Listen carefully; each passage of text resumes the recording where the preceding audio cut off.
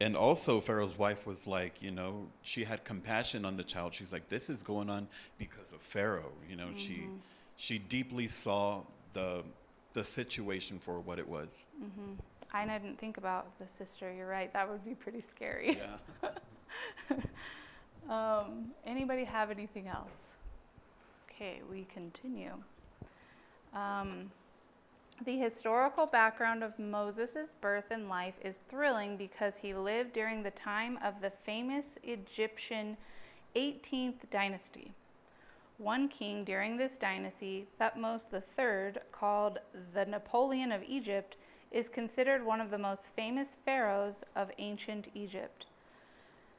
Though under a death sentence at birth, Moses was born as a special son. The Hebrew word is tab, or good. The Hebrew term describes more than external beauty. This word is used, for example, in characterizing God's work during creation week, when he declared everything was good, even very good. As a new creation, this good child will, according to God's plan, become the adult who will lead the Hebrews out of their bondage at this baby's birth. Especially under such dire circumstances, who could have envisioned his future? Nevertheless, God will fulfill his words to Abraham, Isaac, and Jacob. He covenanted with them that he would give their descendants the promised land. And yes, he would use this Tob infant decades later to do just that. Until then, the Egyptian princess adopted Moses as her son. The name given to Moses has an Egyptian origin, meaning son of or born of. His name is thus rendered in Hebrew as Mosheth, namely drawn out. His life was miraculously spared when he was drawn out of the river. We know only a few things about his early life. After being miraculously saved and adopted by the princess, Moses lived for his first 12 years with his original family. While Moses then received the best Egyptian education, all in order to prepare him to be the next Pharaoh of Egypt. How fascinating that ultimately so much of his education would be useless for, or even work against, what really mattered. The knowledge of God and of his truth is really what matters most. So the question below, how much are you learning that is ultimately useless for what really matters? I won't ask anybody to answer that, but me and Joey were talking last night, and I'm like, I think we learn a lot of stuff that probably is kind of useless, I think some things can be used for good, right, to glorify God and to point people to him and help people see him better, but yeah, I know for me there's probably more useless stuff that goes in my brain.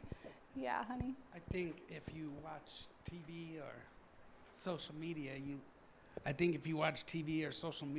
learn a lot of useless stuff. Yeah, It's all a distraction. it really is. Doug? I know of some people who are very into trivia, and so they've got all these questions and it's like, I sometimes wonder, why do we need to know that? Because really, what does that lead to? And it's just like very useless knowledge. And so hopefully, we could put more useful stuff in our minds. Yes.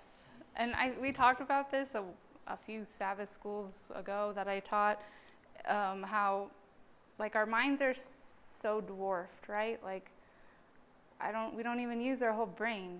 And so, for me, like, I have a job that's very repetitive, and I don't want to hear everybody else's talk around me. And so I like to put on like a podcast or something, but it can't be anything too deep because I always will get a phone call or somebody will come in and interrupt me, and then I'll miss what I was listening to. And anyways, so I tried to find like kind of dumb stuff to listen to. Like, it's kind of dumb. But it like helps me pass the time. But then I started thinking, I'm like, I'm using up a lot of space in my brain for these things that really don't need to be there. Like, I really need to utilize my space better in my brain. So I've been trying to not listen to that stuff. I'm with you. As I get older, and sometimes I struggle to remember things like I would like. It's like, okay, I always tell everybody, if I'm bringing this one in, something's got to leave, because I only I got think so much that's room. true. So I think that's unfortunately true. Okay, so we're going to Thursday, guys. I've never made it to Thursday. Whoa. So this is called a change of plans.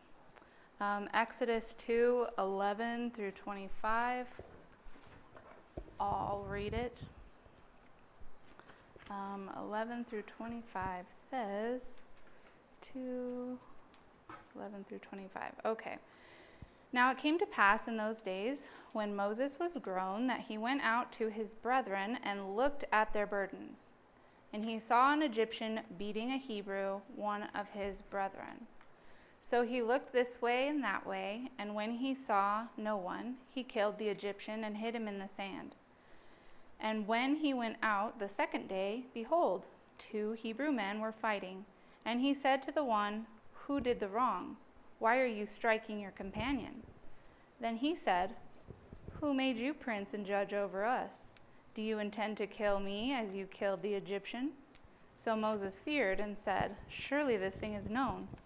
When Pharaoh heard of this matter, he sought to kill Moses. But Moses fled from the face of Pharaoh and dwelt in the land of Midian, and he sat down by a well. Now the priest of Midian had 7 daughters, and they came and drew water, and they filled the troughs to water their father's flock. Then the shepherds came and drove them away, but Moses stood up and helped them and watered their flock. When they came to Reuel their father, he said, "Who is it that you have come so soon today? Oh, how is it that you came so soon today?" And they said, "An Egyptian delivered us from the land of the shepherds, and he also drew enough water for us and watered the flock." So he said to his daughters, "And where is he? Why is it that you have left the man? Call him, that he may eat bread." Then Moses was content to live with the man, and he gave Zipporah his daughter to Moses, and she bore him a son. He called his name Gershom, for he said, "I have been a stranger in a foreign land." Now it happened in the process of time that the king of Egypt died. Then the children of Israel groaned because of the bondage, and they cried out, and their cry came up to God because of the bondage. So God heard their groaning, and God remembered his covenant with Abraham, with Isaac, and with Jacob. And God looked upon the children of Israel and acknowledged them. So, what events quickly transpired to change the entire direction of Moses' life? And what lessons can we learn from this story? So Moses had a lot to learn, right? I see that his intentions were good, right? He looked at their burdens. He was trying to help his people. He saw that they were troubled, and he was like, "What can I do? I need to help. What can I do?" So when we get in that mindset of what can I do without asking God, "What would you have me do?" I think we can kind of go the way that Moses did, and Moses killed an Egyptian and hid him in the sand. So maybe we won't actually murder somebody, I hope. But even still, right? Like your intentions might be good, but you don't have the right spirit to help you, right? What do you got, Doug? Well, as you're saying that so many times we look at what we ourselves can do. Mm-hmm. And I was thinking of it from another angle. Oh, do tell. As we, I think, have sometimes our little sin that we like,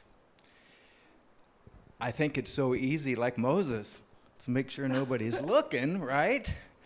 And then we think we're good, but it doesn't matter if Joey sees me. It doesn't. God sees us, and that's, it just seems so funny that we kind of look to make sure nobody's looking. That just seems so odd to me, but So you made me think of Psalm 94. And I noticed this throughout all the Psalms, like the wicked are like, oh, God doesn't hear, God doesn't see, he doesn't know. But God says in Psalms 94, starting in verse 7, yet they say the Lord does not see, nor does the God of Jacob understand. Understand, you senseless among the people, and you fools, when will you be wise? He who planted the ear, shall he not hear? He who formed the eye, shall he not see? So God gave you your ears, God gave you your eyes. He knows what we're up to. and it says, "You foolish, you Yes. fools." So, okay, so back to the question. Okay, so Moses had tried to do things in his own strength. That's kind of what I'm noticing here, and it didn't go well. And so he had to flee and kind of relearn things, right? I think so often we want to do these great things for God, these big things for God, and we're like, Lord, as soon as we get baptized, we're like, yes, I'm going to be the next Doug Batchelor. Like, I got to do all this stuff. But there's a lot that we have to unlearn, right? We were in Egypt for 40 years, and God's like, you need to slow down, because if you try to get ahead of me, you're going to be like Moses and maybe try to remedy a situation in your own strength and bury somebody in the sand while doing so. So Moses had to flee, right? And I also think it's kind of amazing that he was willing to flee, right? He was willing to leave all that prosperity behind. And I know, like, because he killed an Egyptian, he was in big, big trouble. But, even still, like, maybe he could have thought, like, he could have gotten out of it or something, But he was willing to leave all that behind to save the Hebrew people. So I think my point is, God can take all of our awful mistakes, and he can use us still, right, to glorify him. So praise him for that. Okay, so we'll just keep reading. So what would Moses do? Would he succumb to the lure of Egypt and to the pleasures of the court, or would he endure hardship with his embattled people? Events soon forced a decision for him. When Pharaoh heard of this matter, he sought to kill Moses. But Moses fled from the face of Pharaoh and dwelt in the land of Midian, and he sat down by a well. After the killing, Moses really had no choice, at least as far as remaining in Egypt. Thus, whatever plans were for him to ascend to the throne of Egypt and to be a god, those plans were quickly ended. Rather than becoming a false god, Moses would serve the true God instead. No doubt at the time when he fled, Moses had no idea what the future held for him. The whole matter of Moses killing the Egyptian was quickly made known to the Egyptians, and greatly exaggerated soon reached the ears of Pharaoh. It was represented to the king that this act meant much, that Moses designed to lead his people against the Egyptians, to overthrow the government, and to seat himself upon the throne, and that there could be no security for the kingdom while he lived. It was at once determined by the monarch that he should die. But becoming aware of his danger, he, Moses, made his escape and fled toward Arabia. Moses lived 120 years, and his life can be divided into 3 parts of 40 years each. The first 40 years were in Egypt, much of them in the royal palace.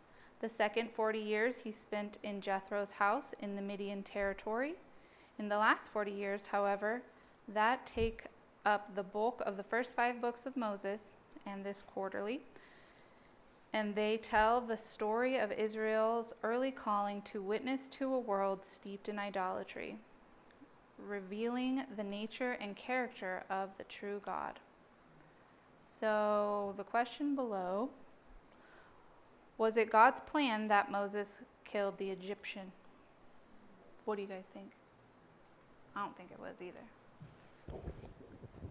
I say no, but he still turned it around to a blessing. Yes. Agreed. So if not, what does this story teach us about how God can overrule in any situation and use it for his own purposes?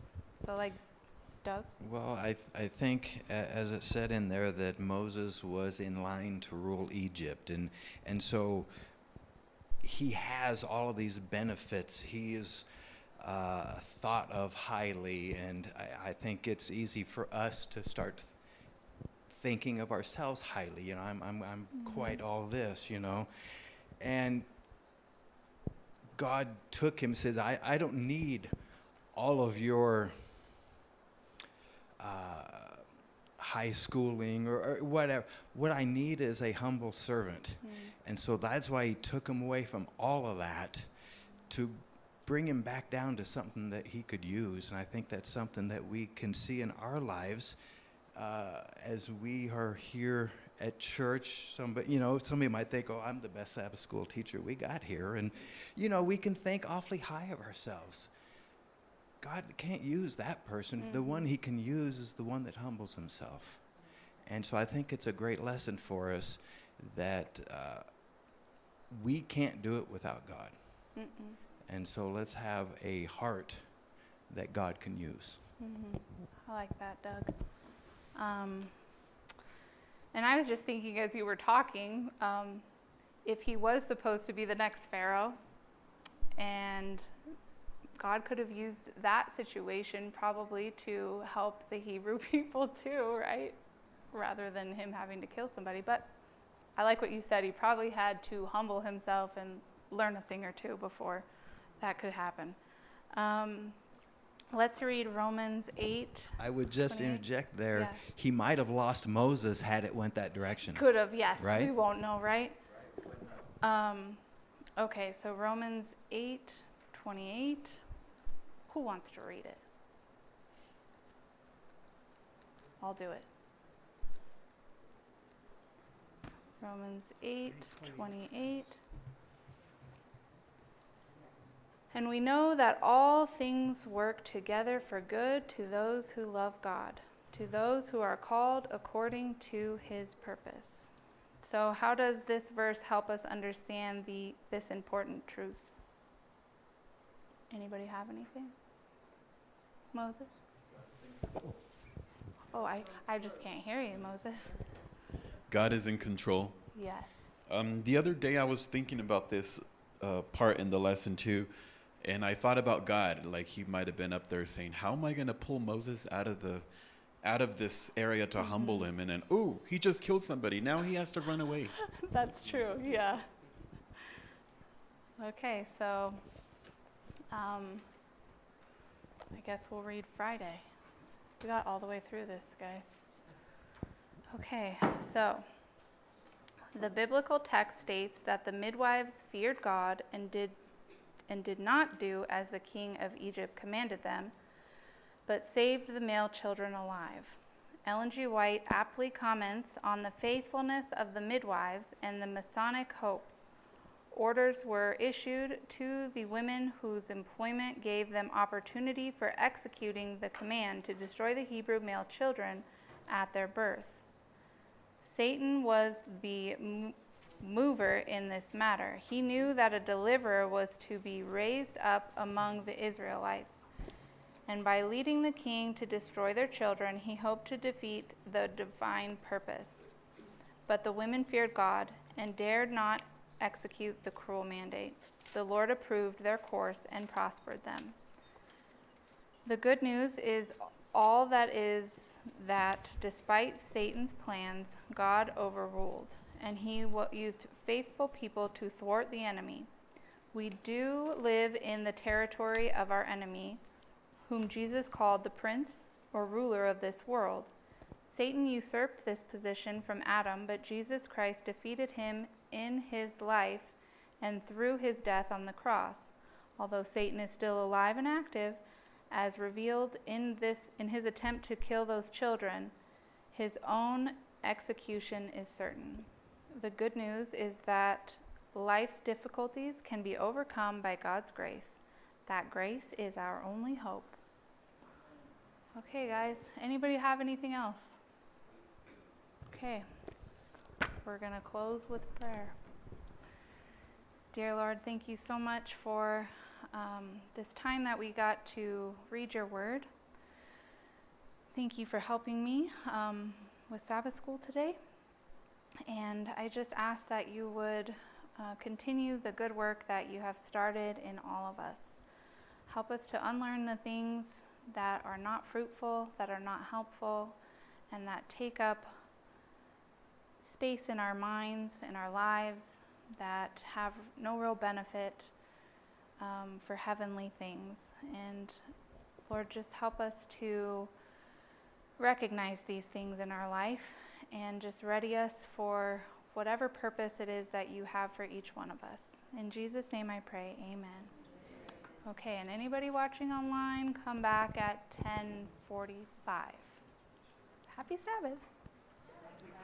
Okay.